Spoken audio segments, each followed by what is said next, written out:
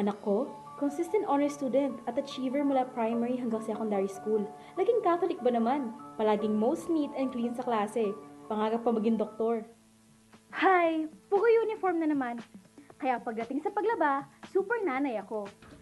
Pero, ang hirap minsan, kalaban ba naman ng mga puti ang mansya? Hay naku! Kaya noon, ito ang gamit ko. Kaibigan ng mga puti, kaaway ng mga dumi. Kaso, nung nag-college yung anak ko, Hindi na siya nagsusuot ng mga puting uniforms. Nakapostura na palagi, puro dekolor. Di naman natuloy ang pangarap niya magdoktor. Kaya wala nang puti, wala na rin mga dumi. mula noon, lumipat na ako sa care. Hindi lang white-friendly, color-friendly rin para sa mga shirts, pants, and skirts ng anak ko. Dama ang alagang kumakapit sa damit. Mula noon hanggang ngayon. Kaya talaga the best ang mami ko eh. Ganda-ganda mo talaga na ako. Alam mo kaya. Mana talaga sa kayo. Isa sa bawat 5 kabataang LGBTQIA+ sa Pilipinas ang nakaranas ng banta ng conversion therapy. Huwag pilitin ang anak na magbago.